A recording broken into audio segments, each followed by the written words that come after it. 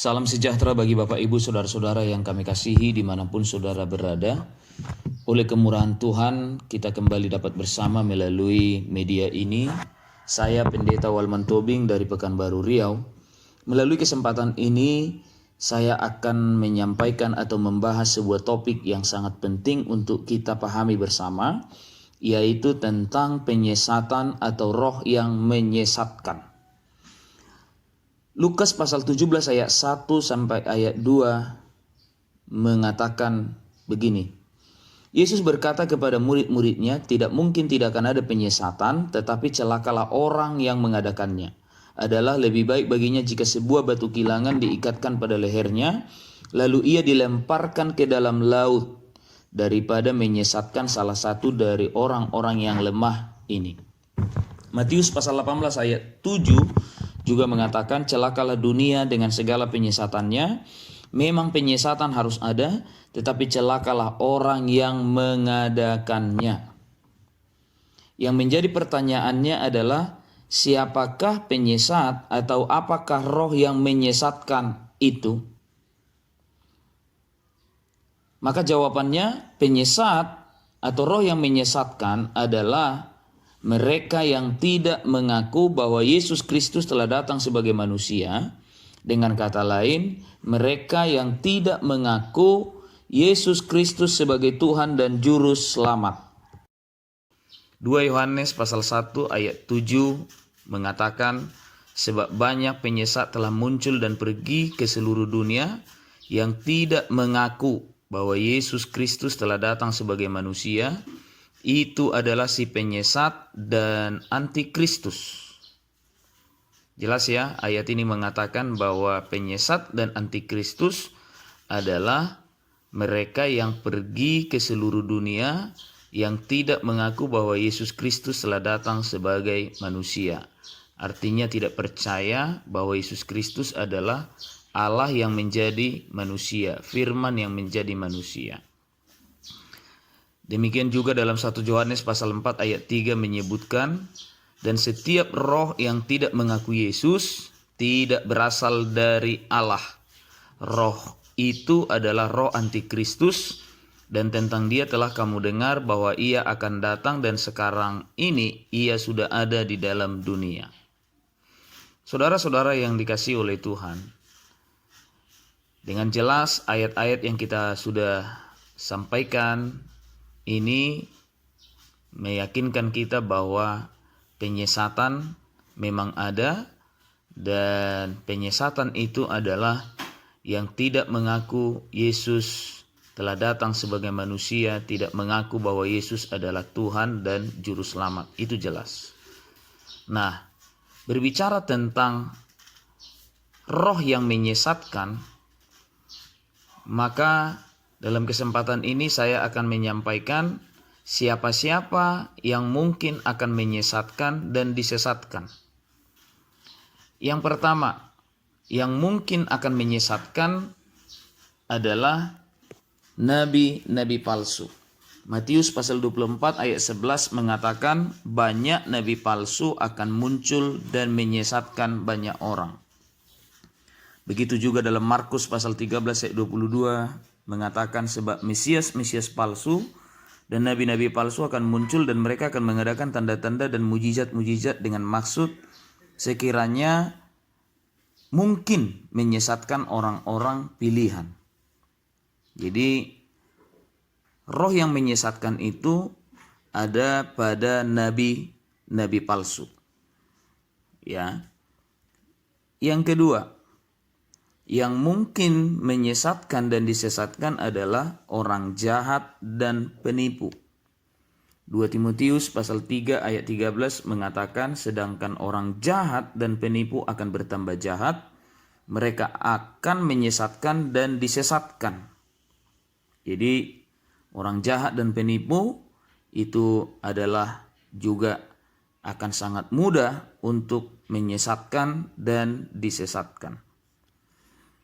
Yang ketiga, yang mungkin menyesatkan dan disesatkan adalah orang-orang yang tidak mengerti kitab suci maupun kuasa Allah.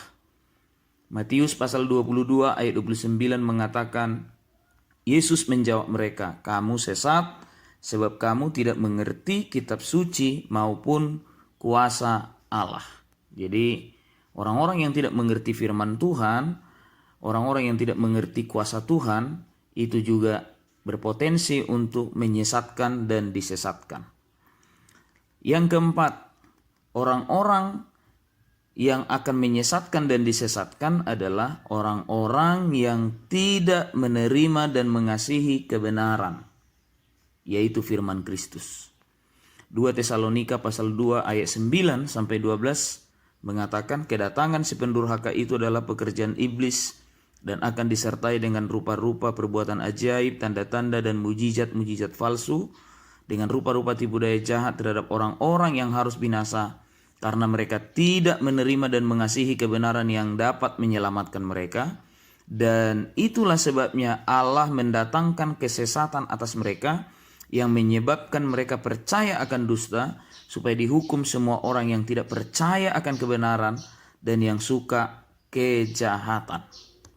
Jadi orang-orang yang tidak menerima firman Tuhan, tidak mau mengasihi firman Tuhan, maka mereka juga akan menjadi orang yang menyesatkan dan disesatkan.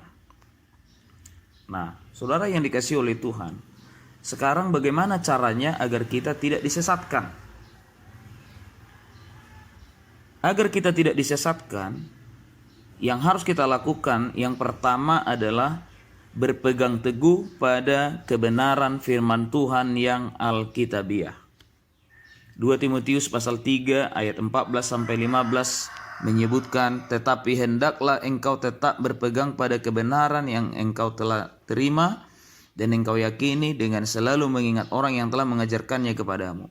Ingatlah juga bahwa dari kecil engkau sudah mengenal kitab suci yang dapat memberi hikmat kepadamu dan menuntun engkau kepada keselamatan oleh iman kepada Kristus Yesus. Jadi yang pertama supaya kita tidak disesatkan adalah berpegang teguh pada kebenaran firman Tuhan yang alkitabiah. Yang kedua, agar kita tidak disesatkan, maka kita harus waspada. Tuhan Yesus berkata dalam Matius pasal 24 ayat 4 sampai 5, dikatakan begini, jawab Yesus kepada mereka, waspadalah supaya jangan ada orang yang menyesatkan kamu. Sebab banyak orang akan datang dengan memakai namaku dan berkata, akulah Mesias, dan mereka akan menyesatkan banyak orang. Jadi yang kedua, agar kita tidak sesat, kita harus tetap waspada. Artinya jangan lengah. Jangan lengah. Kita harus tetap berjaga-jaga, waspada terhadap semua roh yang berpotensi untuk menyesatkan kita. Lalu yang ketiga, agar kita tidak disesatkan, maka kita harus tergembala dengan benar. Yohanes 17 ayat 27 sampai 28 mengatakan, domba-dombaku mendengarkan suaraku, dan aku mengenal mereka, dan mereka mengikut aku, dan aku memberikan hidup yang kekal kepada mereka, dan mereka pasti tidak akan binasa sampai selama-lamanya, dan seorang pun tidak akan merebut mereka dari tanganku. Dengan kata lain, kita tidak akan bisa disesatkan kalau kita menjadi domba-domba yang tergembala, yang mendengarkan suara Tuhan, yang mengikut Tuhan. Dan bahkan di sini dikatakan ada kepastian bahwa kita tidak akan binasa karena Tuhan memberikan kepada kita hidup yang kekal. Yang selanjutnya, agar kita tidak disesatkan, maka kita juga harus hidup dalam pimpinan Roh Kudus. 1 Yohanes pasal 2 ayat 26 sampai 27 mengatakan, semua itu kutuliskan kepadamu, yaitu mengenai orang-orang yang berusaha menyesatkan kamu. Sebab di dalam diri kamu tetap ada pengurapan yang telah kamu terima daripadanya, karena itu tidak perlu kamu diajar oleh orang lain. Tetapi sebagaimana pengurapannya mengajar kamu tentang segala sesuatu, dan pengajarannya itu benar, tidak dusta, dan sebagaimana ia dahulu telah mengajar kamu, demikianlah hendaknya kamu tetap tinggal di dalam dia. Jadi agar kita tidak disesatkan, maka kita harus hidup di dalam pimpinan Roh Kudus. kita harus menerima pengurapan Roh Kudus, dan di dalam pengurapan Roh Kudus itulah kita akan menerima pengajaran yang benar, yang tidak dusta. Dan melalui pengurapan itulah kita akan tinggal di dalam kebenaran Kristus, kebenaran yang sejati. Jadi agar kita tidak disesatkan, maka 4 hal yang kita lakukan, yaitu yang pertama tetap berpegang pada kebenaran yang Alkitabiah, yang kedua tetap waspada, yang ketiga tetap tergembala dengan benar, yang keempat adalah tetap hidup dalam pimpinan Roh Kudus. Maka kita akan dapat mengalahkan roh yang menyesatkan, mengalahkan nabi-nabi palsu, mengalahkan Mesias palsu.